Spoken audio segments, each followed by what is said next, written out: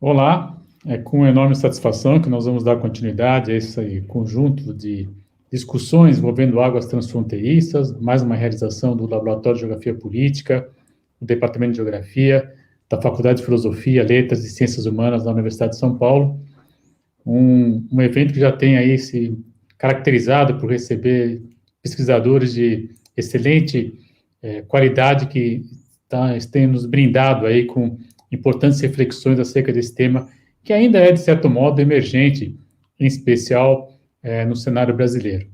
E hoje nós temos a enorme satisfação de receber o professor Jeroen Warner, que é um grande amigo de várias outras reuniões acadêmicas já, nós tivemos em algumas situações já tendo a oportunidade de discutir, de trabalhar questões envolvendo não só águas transfronteiriças, mas outros temas também.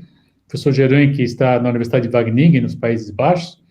E, Jeroen, it's really a pleasure to receive you with us today. I'm sure you have a great job for us today. And then eu vou passar para a Isabela, que vai coordenar nossos trabalhos. Meu papel aqui é só realmente de introduzir e, eventualmente, depois apresentar algumas questões. Então, please, Isabela, it's your time now. Thank you. Thank you, Professor Wagner, for the presentation, and thank you, Professor Jeroen, for joining us today. But before I present it, a little bit of your curriculum, I need to thank you for the organizations that helped us during this process. First of all, for the University of São Paulo, for the Federal University of Bahia,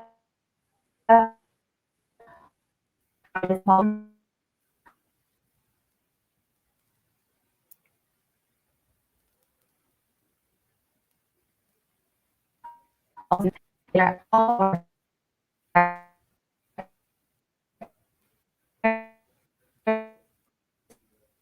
the is a little unstable today, so if I am drop out,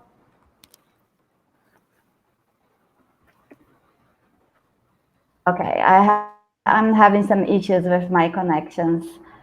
Just a second.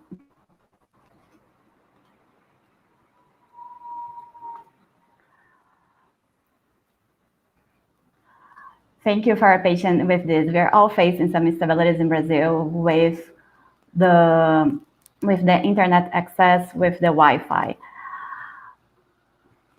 I hope that you can hear me well. I just cut my image. At least we can have like a better sound. So today we are receiving Professor Jeroen from the Wageningen University, and he is going to talk with us about water paradiplomacy and how we can contribute to water diplomacy process. Professor Jeroen Warner teaches, trained, and published on crisis and disasters studies at the Wageningen University, where he took an professor in the university. He's also, and he works on the mediation as stakeholder participation, resource management, and water governance. He's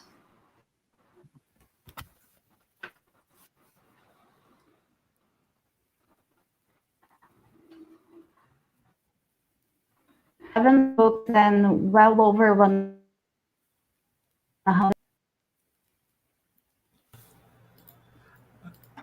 Hello. I'm sorry, Jeroen. Isabella is having some issues with her internet. We are just doing the introductions and presenting your curriculum.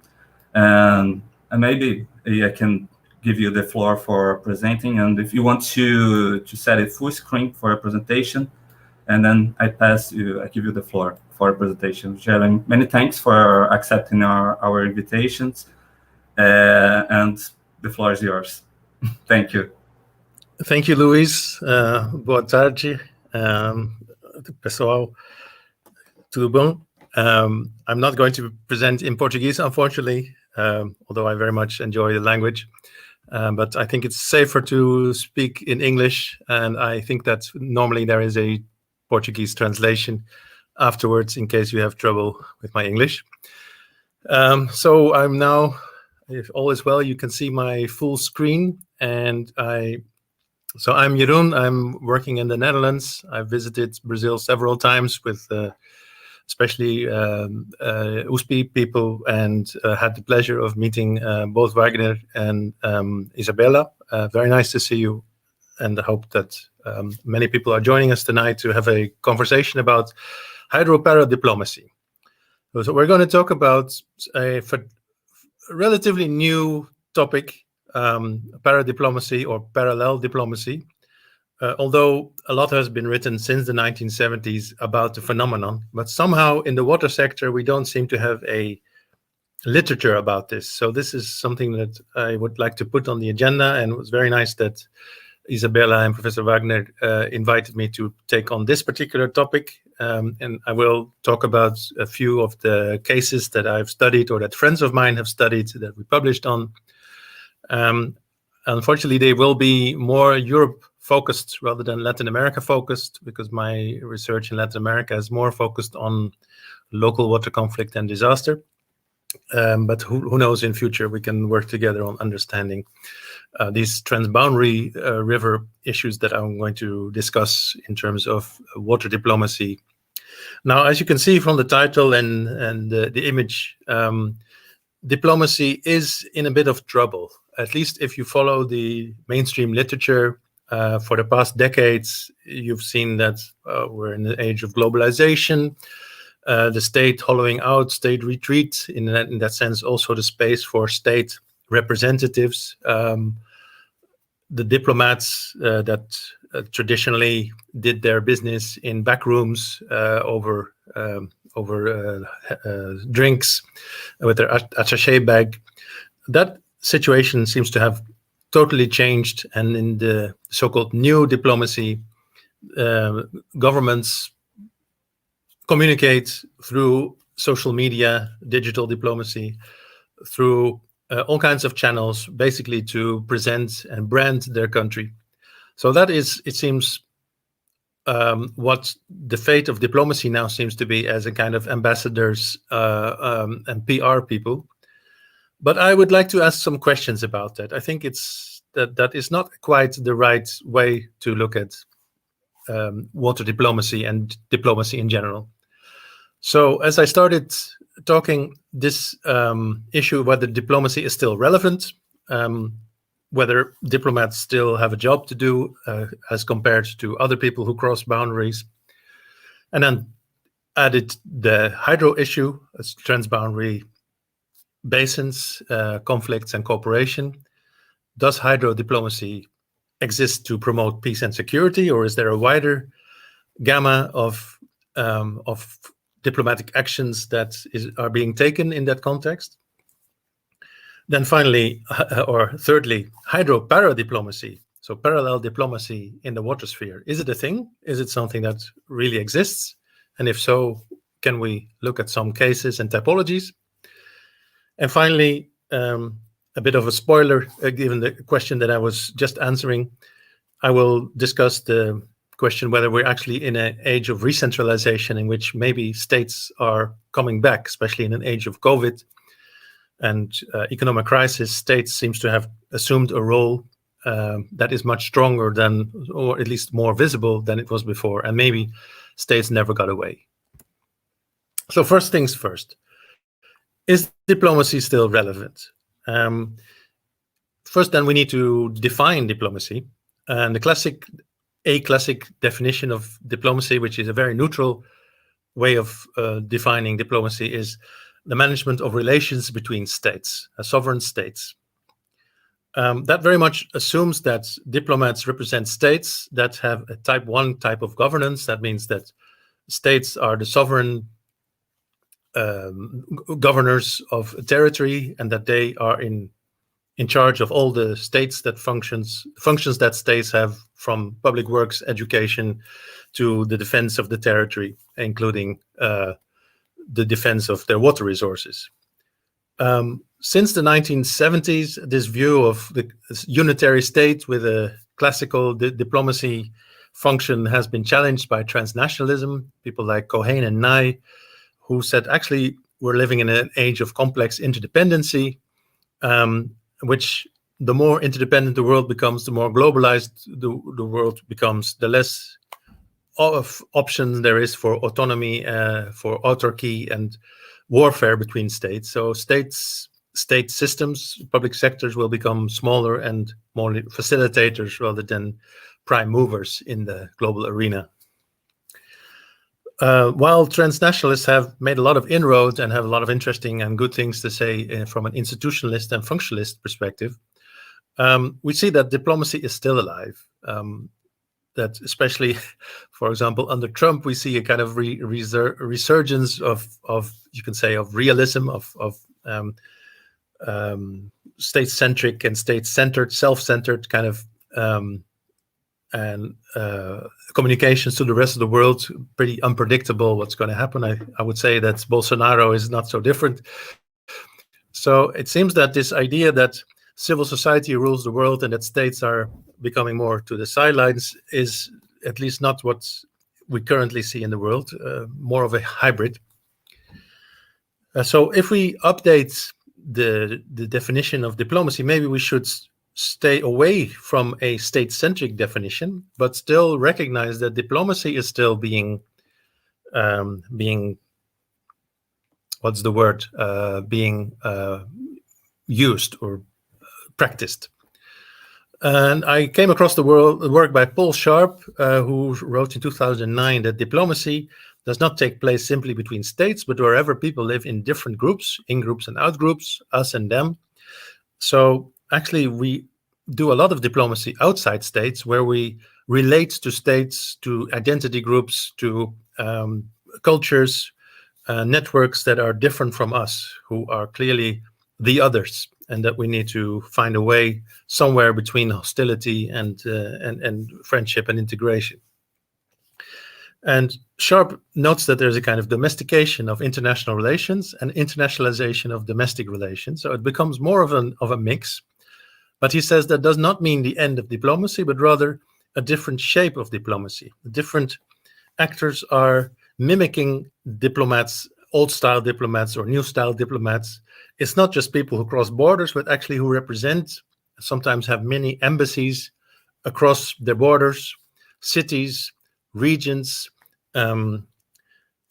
entities, sub-state entities that also want to have a separate representation from the state and also show their identity in the states, other than their own states. And maybe we should not see diplomacy just as a thing, but rather as a practice and as a performativity, which is to say that they act and look and feel the practices of a diplomat, even if they are not themselves traditional diplomats, but still have the trappings of diplomacy. They talk like diplomats and they meet like diplomats. And in so doing, you can say if it quacks like a dog and if it looks like a dog, then probably it is a dog. So in that sense, I propose to indeed take a wider view of diplomacy, a more flexible view of diplomacy. And in a minute, I'll go into that a bit more.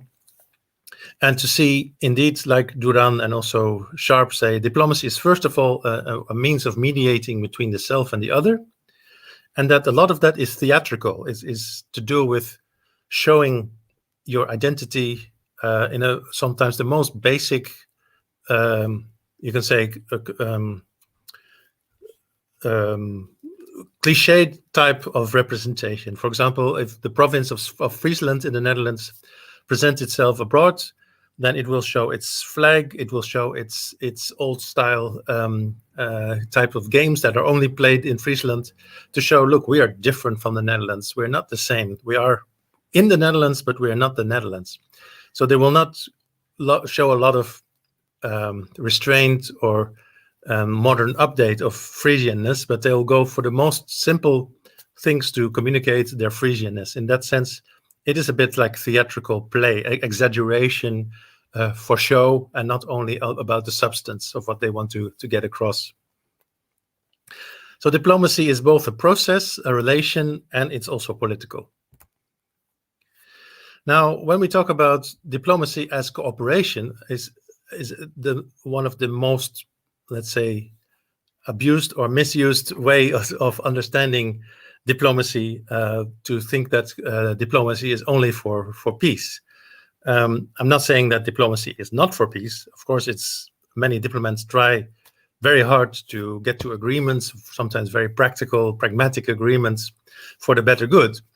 But it's not only what they do. They don't only prevent or resolve cases, conflicts, and facilitate cooperation. They also sometimes very theatrically renounce cooperation, walk away from the negotiation table, make insulting comments in the public media, in the blogosphere or in the social media. Maybe they think they come out stronger, or maybe they benefit from creating a bit of chaos, or maybe, as we'll talk later, they don't necessarily think they will benefit from a resolution. So the work that my friend and colleague Sumit Vich has worked on non-decisions and non-actions in the international transboundary sphere means that sometimes you may not want to cooperate more than a kind of status quo. If you don't do anything, I don't do anything kind of state of affairs. So it might be doubted whether diplomacy is actually only cooperative. And in an article with another friend, Rens de Man, we have presented diplomacy as both soft power and hard power, and not always put to the object of making peace. Think of gunboat diplomacy, or disruptive kind of diplomacy, you could say, that tries not to find solutions, but simply to keep a status quo or to even be on a collision course. So diplomacy can be nice and cooperative, but it can also be violent and obstructive. I promised to come back to the question, is paradiplomacy or parallel diplomacy really diplomacy? And that has two camps, as it were, an orthodox camp and a heterodox camp. And an orthodox camp says that creation of sovereignty is a kind of imposter. They shouldn't do that. If they cannot align themselves with the national policy, then they should not take initiative. In a heterodox, more flexible sense, parallel diplomacy or multi-track diplomacy is indeed part of diplomacy, even if it might be in conflict with what the Foreign Office is doing. So as I used the definition by Jackson, paradiplomacy consists of actions in parallel to, or often coordinated or complementary to, but sometimes in conflict with center-to-center macro diplomacy. And he calls it micro diplomacy, as some others have done. So what the mayor of Rio or São Paulo does is not necessarily entirely in line with what the president of Brazil does, especially if they're not from the same party or if they're not representing the same interest. And before I go into a typology of paradiplomacy, let's quickly look at how paradiplomacy has developed over time. As I mentioned, the transnationalist school of international relations has been active since the 1970s, but also in practice, sub-state entities have scrambled for initiatives when they saw the success of one particular sub-state entity, and that is Quebec in Canada. Quebec is the French-speaking part of Canada, the rest is English-speaking, and Quebec has a undeniable thrust to be seen abroad as a cultural and political entity, just like Catalonia does. While they're part of Spain, they were very much visible abroad. And Quebec was very successful at that, and that it had hundreds of paradiplomacy initiatives. Now, it's good to realize that these initiatives may have led to agreements and treaties, but they do not actually have any validity under international law. They are agreements that are only valid by consent rather than under the rule of law. Later, we'll see an example of a sub-state entity which indeed can make treaties, and that, of course, puts it in a different league, as it were, to Quebec. So with the fall of the Berlin Wall, the seeming end of history and dominance of liberal democracy, political scientists observed a growing erosion of distinction between domestic and foreign affairs, often with the express encouragement of the central government. For example, Sweden has been very happy to take a step back and to say, okay, Stockholm, you do the work, or other cities, other provinces. But also between high and low politics. When we talk about water, that is a specifically salient issue, because is water high politics? Is it a national security issue, or is it not? And a kind of socialization of non-state actors in this role of diplomacy by mimicking, but also being accepted as partners, despite not being national government partners. A kind of normalization of these transnational actors doing their thing abroad. And that led to a diversification and what they call also stratification of diplomatic practices, different levels, sometimes with, sometimes against each other. But I would say that since 2010, we may be seeing a sort of a retreat on that, with a turn to more authoritarian rulers, even in democracies, illiberal democracies. You know very well what that means. And also maybe a return of this realist state centricity, where sub-state entities will have to comply with the national government or line if they want to manifest themselves abroad. And that's something I'll discuss with you at the end if you feel like it. Some other debates in paradiplomacy are, how should we talk about it? Is it parallel diplomacy? Is it subnational diplomacy? Is it subnational paradiplomacy? Or shall we only talk about paradiplomacy when it's private actors, whether multinational companies or civil society representatives? Is their role zero-sum, like the more one manifests themselves, it goes at the expense of the other, or can they run in parallel?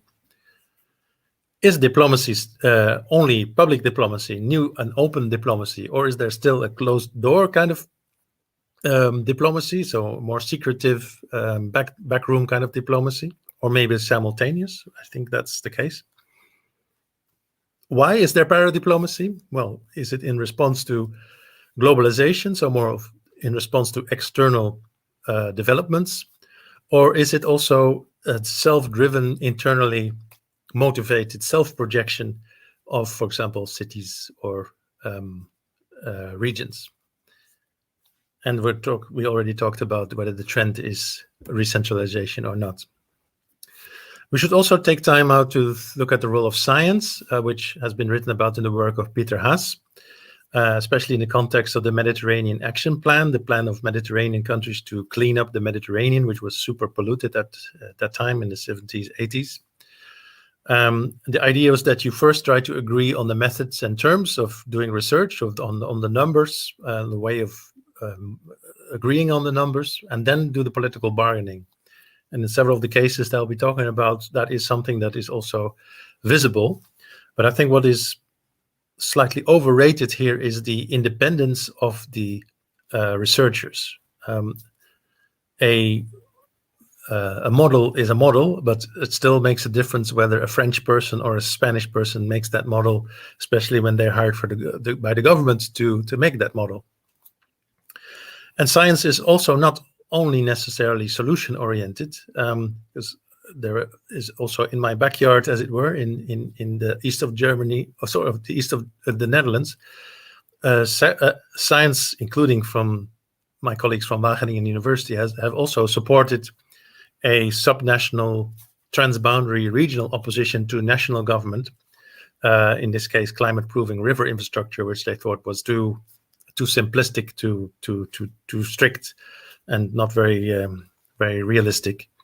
And so we cannot say that science is a kind of neutral, honest broker in paradiplomacy. Science can also take sides, sometimes very openly so. Okay, so I will now give a taxonomy of paradiplomacy as developed by Duran. He says there are roughly 4 types of paradiplomacy. First, there is these city regions and Euro regions from municipalities across borders who like working together because they feel a common interest and maybe a common culture, like the aforementioned Dutch and German regions. They have a common history, a common mentality that they feel comfortable working with each other across borders, and also manifest themselves as a joint entity. Second, there are those entities like Scotland or Catalonia who have a very strong identity apart from the national identity and like to show that. And an African case that I'll briefly look at is an indigenous example of that. Third, division of labor between higher and lower level authorities, in which there is also a division of labor that the national state does the high politics diplomacy and the regional or local entity does the low politics. But then which one is environment, which one is water? And then there is the person-to-person diplomacy, like sportsmen or celebrities or NGOs. I'm not going to go into that. Then the last typology, and then I'll stop doing typologies. A guy called Dukacek has identified 3 directions in which geopolitically, which is what you are interested, right, as political geographers, in which those sub-state entities manifest themselves. They might do global, such as the São Paulo state economic region presents itself globally and markets itself globally. It can be trans-regional between different regions, maybe on the same continent, maybe not. And the third one that I will especially go into is trans-border. But let's first quickly look at the global interest representation. Just to notice that among the 3rd biggest economies in the world, several are not states, but are provinces, regions. And I mentioned already, São Paulo is in the top 30. Shandong in China is similar, and North Rhine-Westphalia and Germany, all part of the top 30. Which means that a country's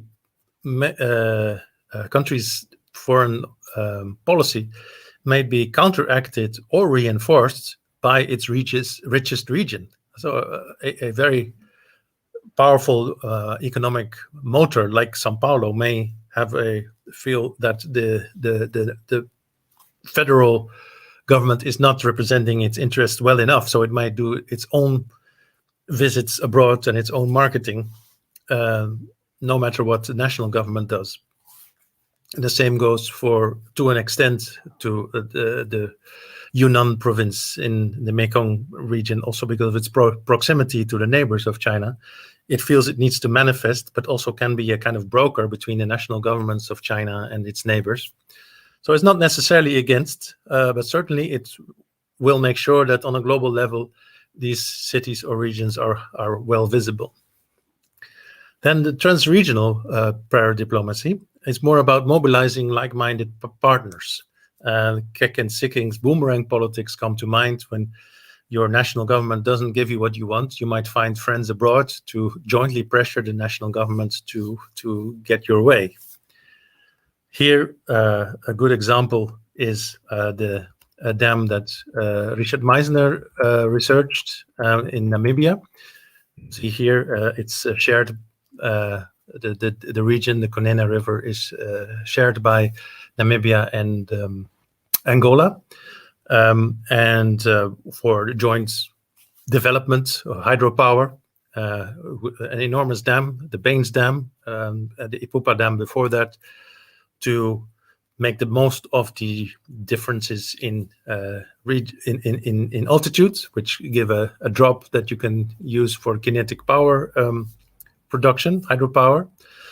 But unfortunately, as is often the case in those dams, it's in a area of biodiversity and an area where indigenous people live, who are not happy with this development intrusion as they perceived it. And so some nomadic people banded together in the area to make sure that they were heard outside Namibia, because Namibia was not really listening very much. their demands because they did not want this intrusion in what they saw as their territory. And the Himba people are, sorry, I'm going the wrong way, see themselves as a separate entity, and so they also have their own paradiplomacy. So they held marches against the dam, but they also visited European governments and NGOs to get support, and in so doing, influencing the European contractors that were supposed to build the dam with some success. And here you see what the Himba diplomacy looked like. As this is as I said, an indigenous people with people who do not have a writing culture. So you see this was a handwritten missive supported by, I think, 12 leaders of the Himba people. And then I'm not sure if this was only by the Himba or also by the Zemba people, who are their neighbors, as it were, also affected by the dam siting. But you can see that normally a diplomatic missive will be, well, it used to be telegraphed, but these days, of course, mostly will be word processed. But in this case, it's handwritten, and I find that quite amazing that this also was doing the round, of course, also via electronic means, but the document itself is very low-tech. By the way, they did not necessarily win, also because one of their leaders changed allegiance and maybe was bribed. Accounts of that are contradicting to each other. But certainly they got a lot of international attention by sending this letter that I showed, and that also was their mode of diplomacy across borders, because especially was intended for a European and UN target group who duly took note. The bulk of what I'm going to say after now, in the last 50 minutes or so, is about transboundary rivers, which is my key source of interest, and which is also the through line in this lecture series. So what is transboundary green paradiplomacy in practice? We see that there are several examples of transboundary rivers in which they are quite more or less harmonious entities apart from the national state involved in managing the watershed. For example, in the Great Lakes region between Canada and the US, provinces and states most adjacent to that watershed made a charter. And actually, it's very significant because it has a large percentage of all the fresh water in the world is in the Great Lakes region. And 40 million people or more in US and Canada depend on it. And on the southern side of the US, there's the San Diego-Tijuana public-private partnership, who also have a long-standing cooperation. San Diego and Tijuana are city region, two cities on the border, US and Mexico. With public and private partnership, you can say a kind of network governance or type 2 governance, much more functionalist than this type 1 territorial governance. But as long as it does what they decide does not contradict national governments' policies and constitutions, it can live alongside that. But if we look at a European example, such as the Bodensee Raad in Lake Constance, there is a more interesting, you can say, a geographical situation. The Lake Constance is called after Constance, which is a city in Germany, and it borders Austria and Switzerland, and it has no borders. So it has its own legal and geographic entity, and according especially to Austria, there doesn't need to be a border. It's like a common heritage of mankind.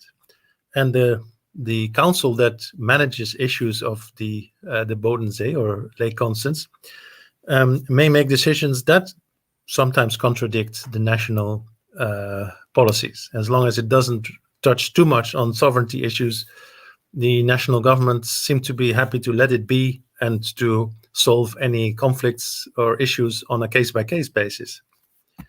So that's quite an interesting view that would support the globalization view of states becoming less important and less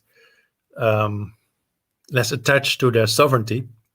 Also, not so long ago, the Netherlands was happy to cede some 200 hectares to Belgium because it was more easy for both countries to swap some territory. So that seems to be supportive of an erosion of the state.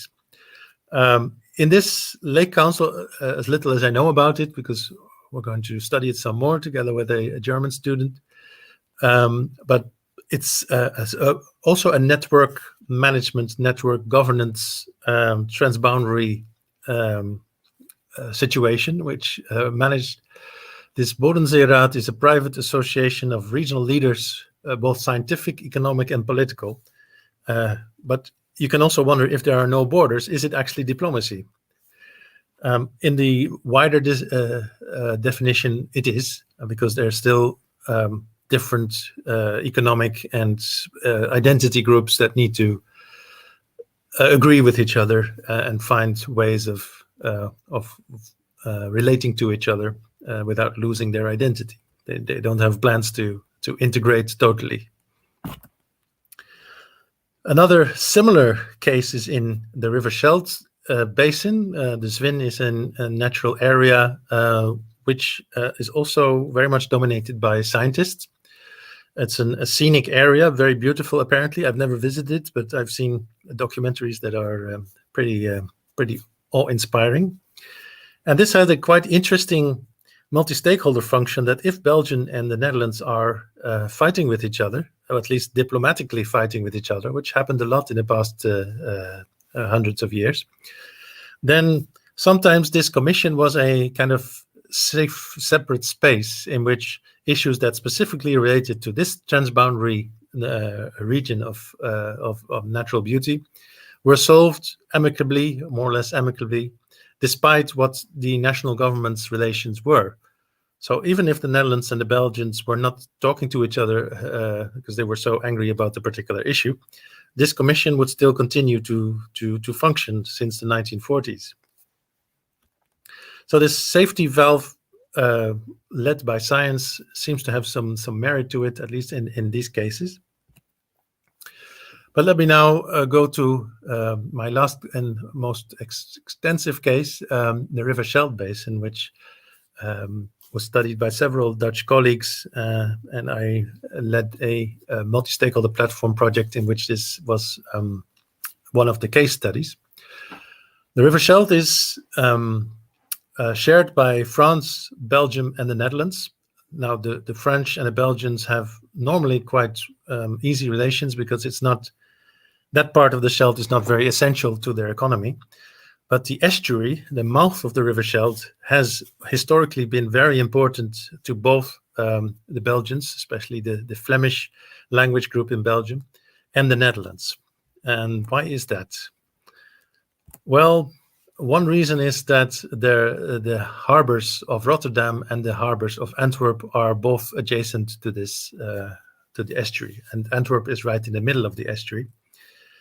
And these harbors, the ports of Antwerp and the port of Rotterdam, have been fighting for hegemony globally and at a European level. Now they are overtaken by big Chinese harbors, but some decades ago, Rotterdam was the biggest in the world and Antwerp was number 2 or 3. So they have strong economic interests in fighting with each other. At the same time, they're sharing an area of economic importance and of natural beauty.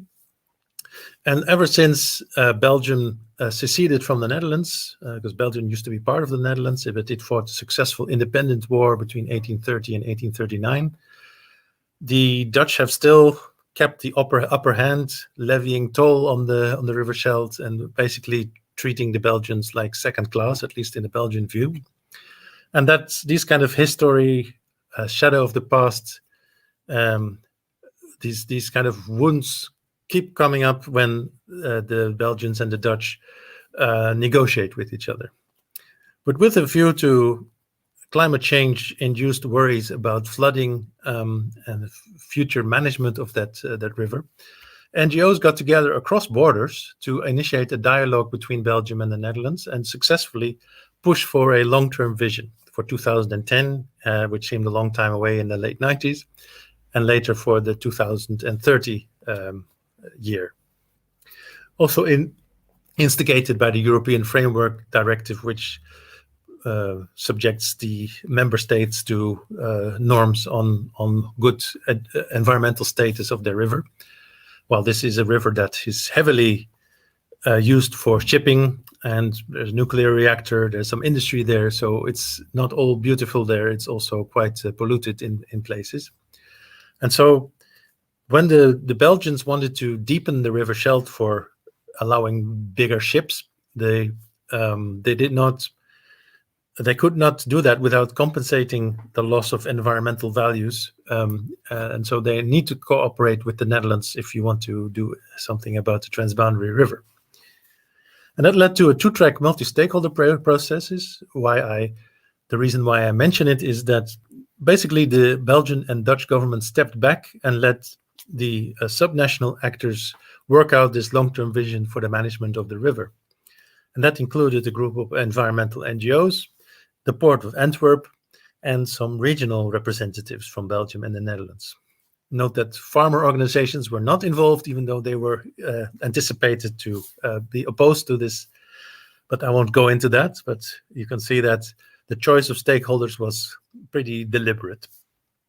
And that long-term vision was supposed to strike a balance between flood safety, economic profitability, and natural values. Now, as I said, there was some historic tension because of this history of the War of Independence from the Netherlands.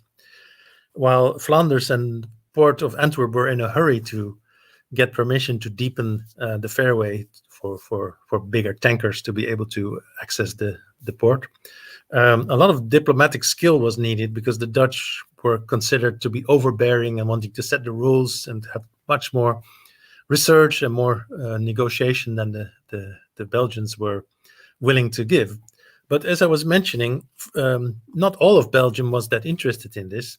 And when Belgium became federalized, Flanders could conduct its own foreign policy and strike a deal with the Netherlands, while the Francophone Belgians did not interfere, could not necessarily block anything that the Flanders and the Netherlands decided, because they also don't necessarily have the same interest within Belgium.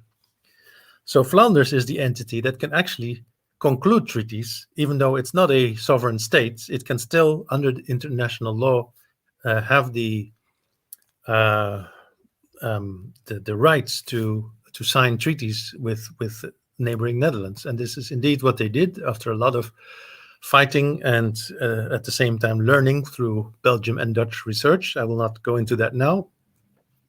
But actually it was also solved through a sub-state sleight of hand, a smart solution, when environmentalists found a way to deepen the to take the sediment out of the riverbed in a more ecologically sustainable way than previously, so that the harbor of Antwerp was happy, but the environmentalists could also accept more sustainable solution.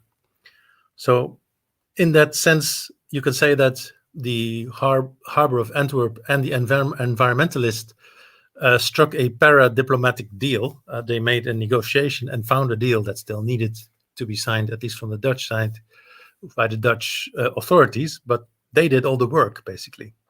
And especially a Dutch politician, a regional politician, did a lot of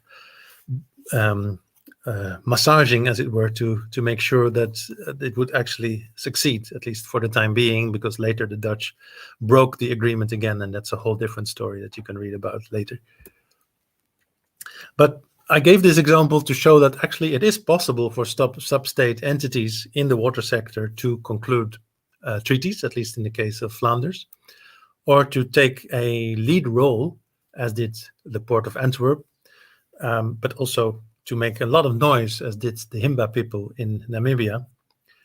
And so we can say that I think what diplomacy is not dead. It just takes different forms and a different configuration of power, which not necessarily always is meant to align with the national government's policy, especially in the case of the Himba. For sure, there was it was in direct opposition to the Namibian government's plans, and with at least some diplomatic success in the sense of being heard globally and having an influence on the donor constellation.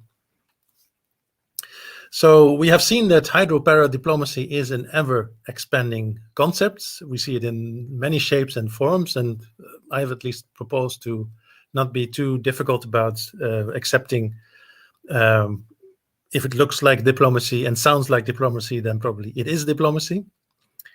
One question that I left with after discussions with Sumit Vij is maybe we should look at situations in which there is obviously very visibly no paradiplomacy. If there's a transboundary river in, for example, a federal state like India, I'm talking about the case of the Brahmaputra, which Sumit did for his PhD, successfully defended a couple of years ago. So there is a transboundary river that crosses several federal states, and you would expect that these federal states will at least have to comply with the national government in making a contract happen and making it work with the neighboring country, in this case Bangladesh. But sometimes the state doesn't want it or thinks that it might not benefit from it, and then it might choose to keep quiet rather than to work with the national government to make this river agreement happen. There are multiple transboundary rivers between the state of Bengal and Bangladesh that originate elsewhere in India, and the West Bengal state head at some point very, very visibly did not join the national leader in visiting Bangladesh for a diplomatic state. So that made the press like, why is this regional leader not playing along, but rather actually making very visible noise against joining? I mean, not against the treaty necessarily, but very much saying, I'm not going.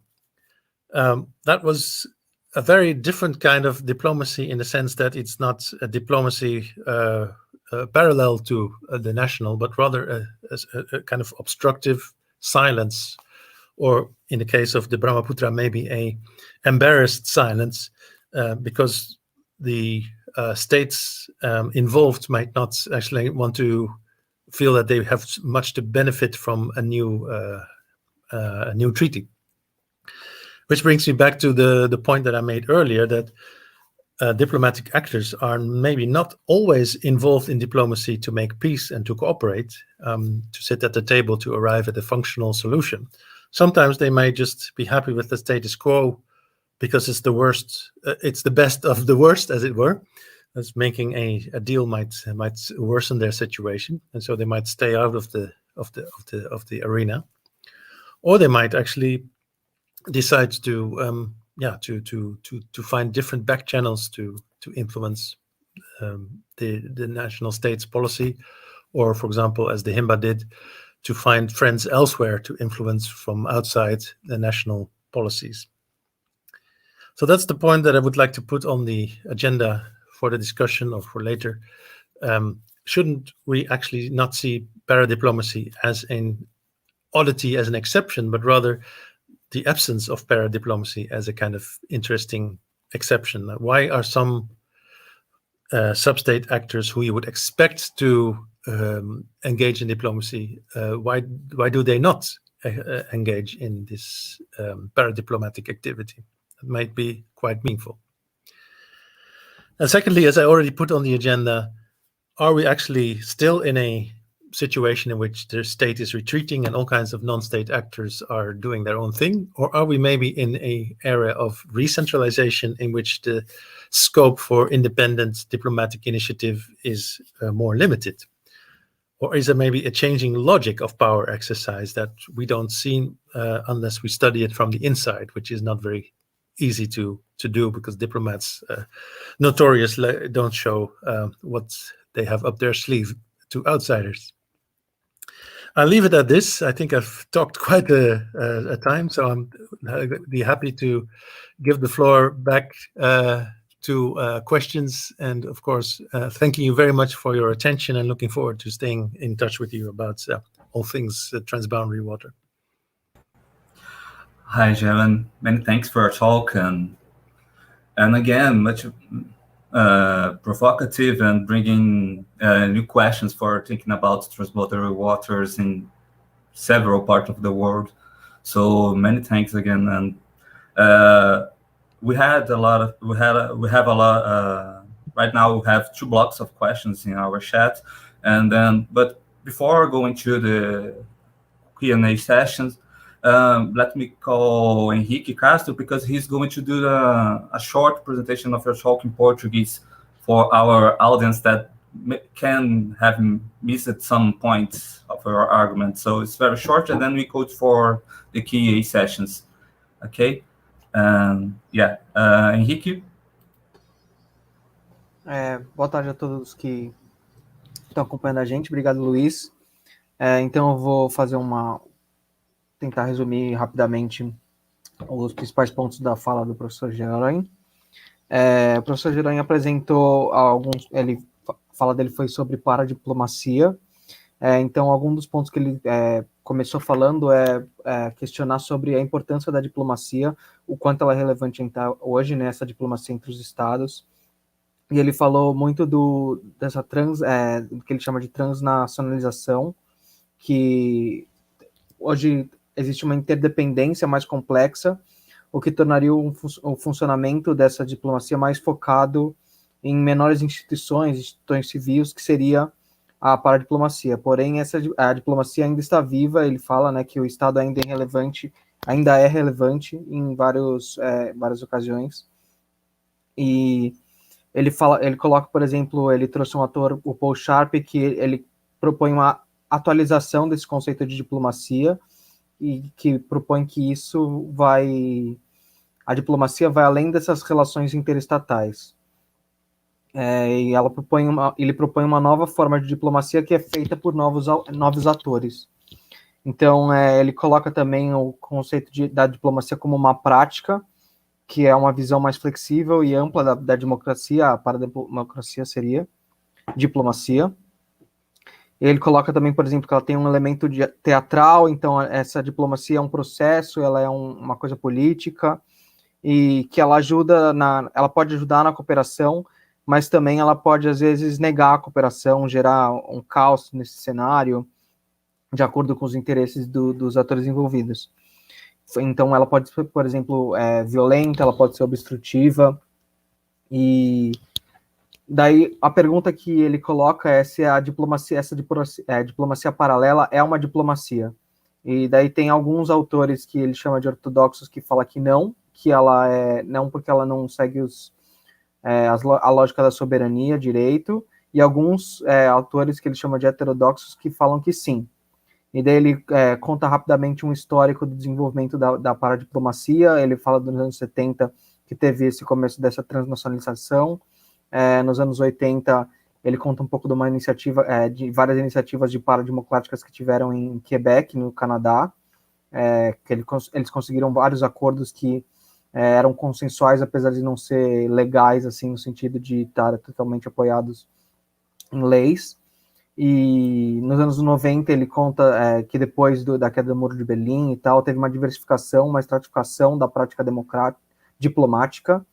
E nos anos 10, isso começa a ter um autoritarismo e democracias meio que iliberais no mundo, que acabam também colocando mais coisas para a gente pensar sobre esse futuro dessa paradiplomacia.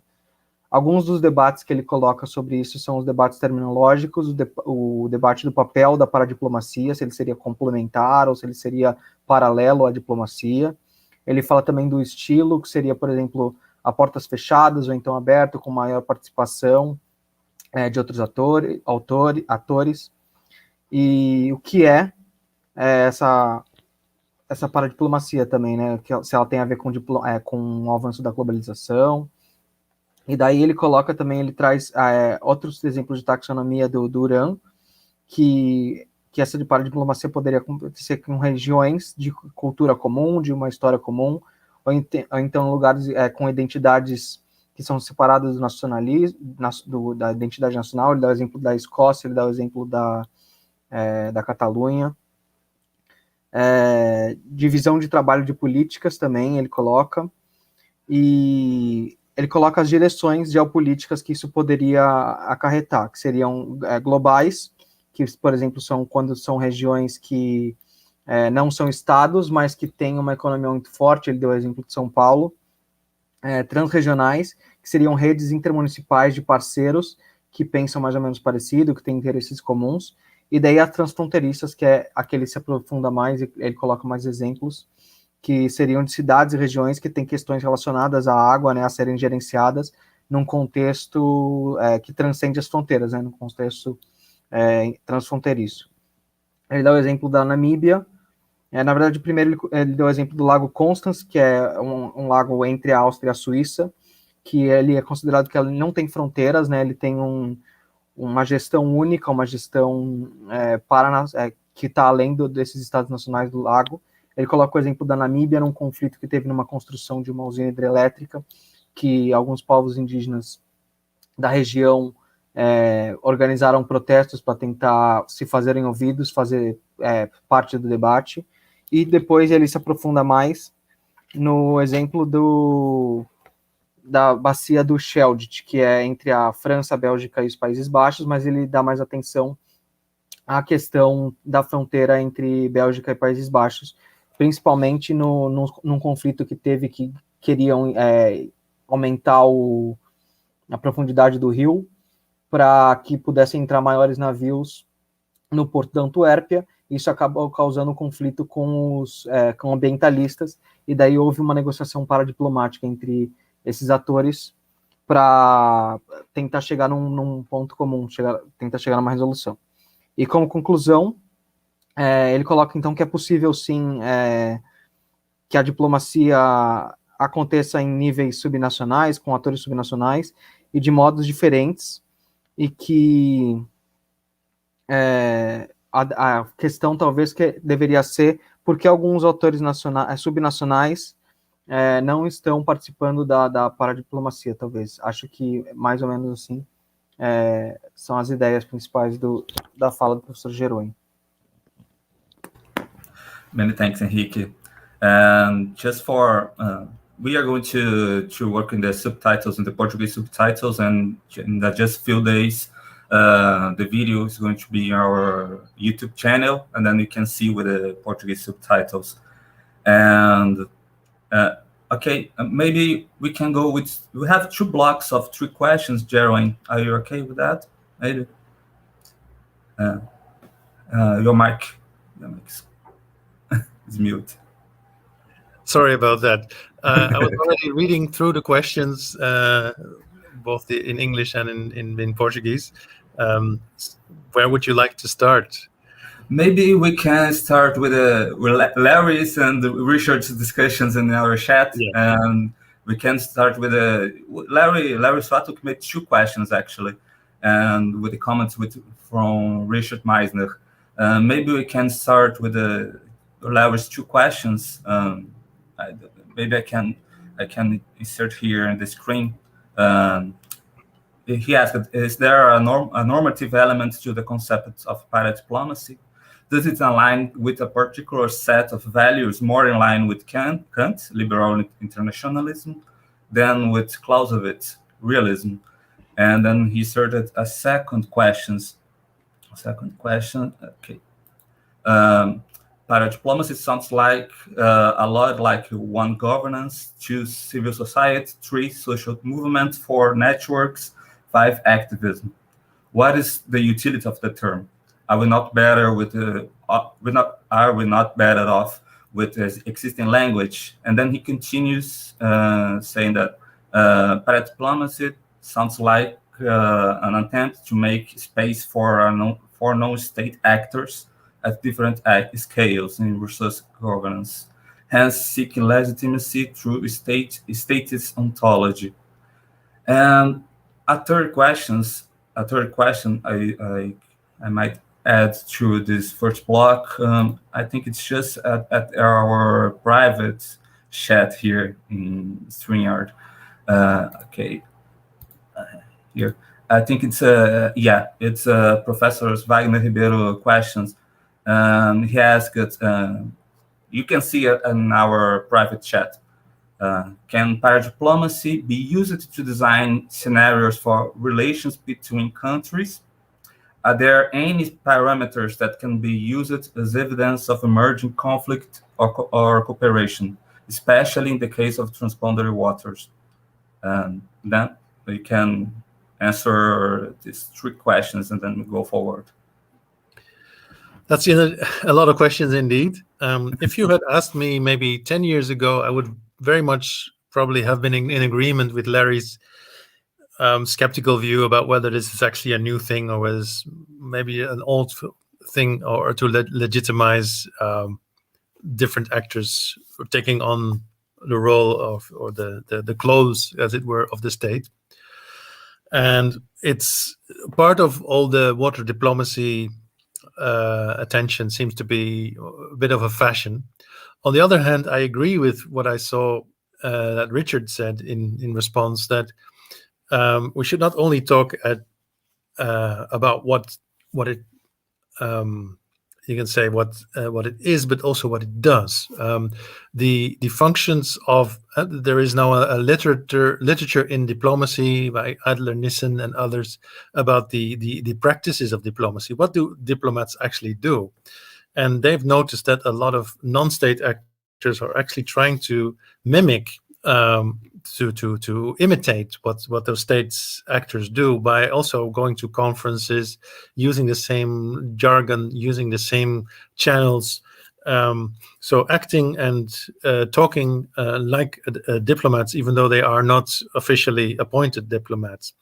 And that practice seems to be expanding a lot, that non-state actors are taking on this role, and sometimes are also given that role by state actors, like especially, for example, in climate negotiations, where a government might think, well, we don't really have a strong view about this. You go as experts, or as a say a sub-state government that has a lot to lose from climate legislation, like an industrial area that has a lot of emissions. And so you might think that some actors are taking the stage or demanding the states, and maybe are treated like imposters or are tolerated, while others are given the stage actively by states, like, okay, you do the work for us. We don't really have a strong view on this, or we don't have the capacity to do that. And sometimes also in Dutch foreign policy, it's not necessarily, it might be very conflictive to have a state-to-state relationship between states that historically are not the best of friends, like the Netherlands and Indonesia, because of colonial history. And then it might be quite good to have an NGO do the work, as it were, on behalf of the Dutch government. And in the River Rhine conflict, for example, the Netherlands, as downstreamer, were complaining for decades about the heavy pollution from upstream Germany and France. Their industries using potassium, dumping potassium and other chemicals into the River Rhine. And what happened was that actually the city of Rotterdam took an initiative, and that some Dutch farmers and horticulture organizations also took legal action and diplomatic action against those upstream countries by making a case at the European Court of Justice. With the explicit support of the Dutch government. But the Dutch government did not want to have a fight with Belgium and France at the state-to-state level, but they were happy to let others do the work.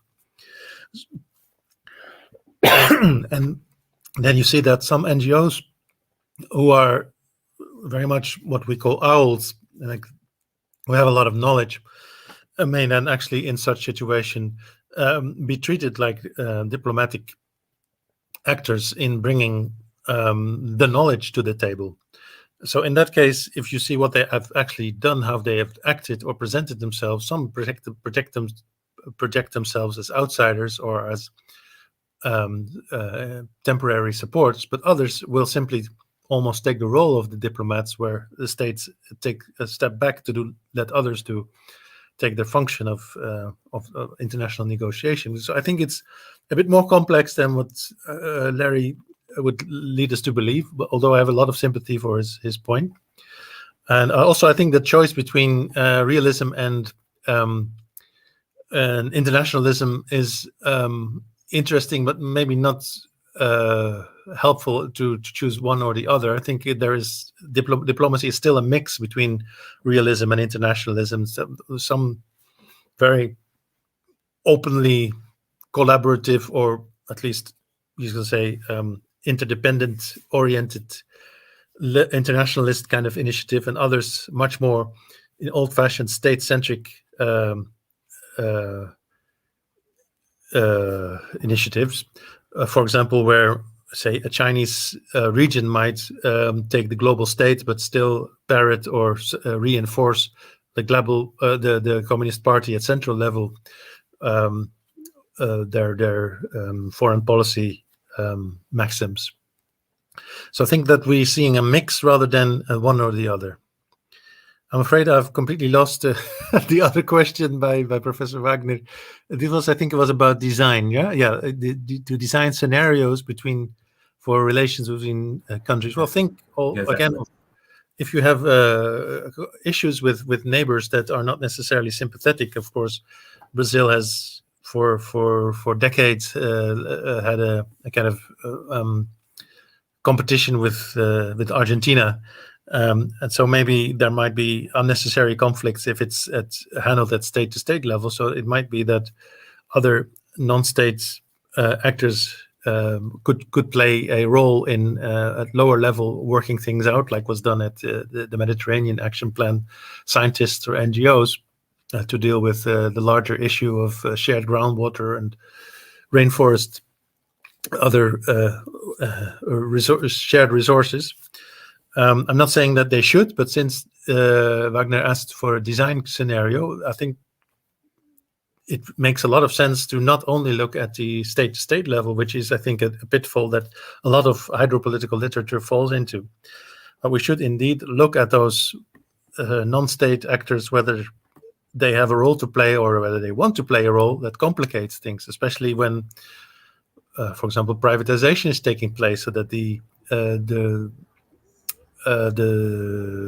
private sector also has an important role to play, and maybe wants to play an important role behind the scenes or on the stage, but they will. It makes little sense to exclude them from the analysis. Okay, we can do a second block here. Maybe let's see here. We have two questions from Flavia and Fabiana. I think we can bring them together. Flavia's is in Portuguese. Can you comment about the relation between paradiplomacy and local communities in border regions, more specifically in transboundary river basins? And then Fabiana asks, what kind of consequences does paradiplomacy have on the lives of local people, common people? In most of cases, is it good or bad for people? And we have a question from Sumit Vish as well. I think it's in the private chat. Where is it? Yeah. Why water diplomacy at track 1 or other tracks is considered a silver bullet through all the challenges in transboundary water scenario? What is the alternative to water diplomacy? And then we close the question sessions. All right, so Fabiana, about transboundary communities. Communities in a transboundary basin. I think those who live closest to the basin have the most interest and the most engagement with the basin. Like I was talking about the Bodensee Rats and the San Diego, Tijuana city region that's across the border. I'm sure there are many Latin American examples as well. There, communities play a pretty active role simply by negotiating on a daily basis when there's a drought or when there is a pollution issue, to exchange information or to visit each other, to do joint lobbying for national attention or transboundary attention.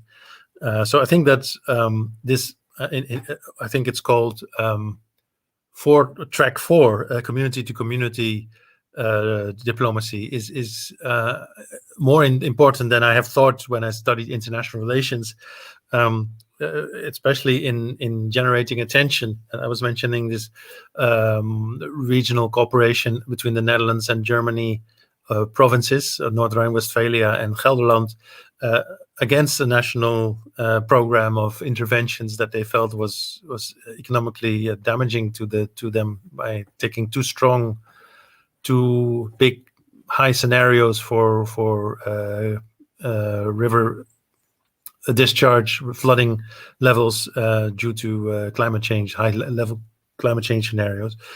Then it's those who are most directly affected who kick up a fuss about the national level policies and work together across the borders to pressure the national government. So that is a pretty common, it seems, the more that I look at it, the more examples I found of it, a common practice that border communities do. Now, whether that's a good or bad thing, which is, I think, what Flavia asked, I don't know. Depends on who's involved and for who's good. If it's a totally self-interested, like not in my backyard, or how do I make most money out of my interest representation, then it might not be good. It's if it's for a common goal, like environmental improvement, stopping degradation, saving cost, or joint flood management, it can be a very positive thing. What I was thinking about when I read this question, whether it's a good or a bad thing, sometimes states at national level make decisions that are lauded. For example, the River Senegal has a famous Senegal Commission coordinating and stopping or preventing conflicts. But at the same time, there's quite some literature that I've been seeing that their successful cooperation at government level do not necessarily reap positive effects at the local level, because they invest together in hydroelectric dams that displace people, or that not only benefit some groups and not others. So in such a situation, an NGO linking hands across the boundaries with NGOs in other neighboring states to pressure governments to change their minds about the dams is something that will at least benefit those local actors more, and especially if they can do it in a way that affects, engages the global community, it may have a wider impact than only one particular dam. I think there's now a globally networked NGO activist community that is very smart at in influencing public opinion in a type of public diplomacy effect, in which they also present themselves as the representative of the earth or of particular indigenous people, as if they are their diplomats or ambassadors, and that can be sometimes done very successfully. It does not necessarily mean that those who are represented want to be representative. Sometimes the earth or the indigenous people or the local community can be hijacked by an NGO who present themselves as their champion without consulting them. But certainly then it can feel like a diplomatic intervention. I think I've talked enough again, so let me stop. No problem, and thanks, Jeroen. And I think the discussion and the questions is still going at the chat, but maybe just for not taking long time with the webinar. In the chat, they are discussing about how is it how diplomacy can be legitimacy or authoritative, and I think it's an important question for bringing, and then your talk makes this question come to the front. And First of all, let me thank you, Jeroen, and then we can keep going the discussion about paradiplomacy and the whole of non-state actors and local actors in the water governance. I think it's here in Brazil as well, with this kind of federation we have, and many actors so distant from the whole of the diplomatic actors and the foreign relations, and things go, many things happens hidden from the diplomacy, and then many things happens along all the Brazilian border. I think it's a very good discussion to keep going here with us. And then again, let me thank you one more time for bringing this discussion. Let me thank Isabella Espíndola. She was about to coordinate this session, but she's having some issues with her internet. And let me thank the audience, the questions. It was very, very, very provocative and very, very good for the discussion about transboundary river basins and transboundary waters. And Jeroen, do you want to have some words?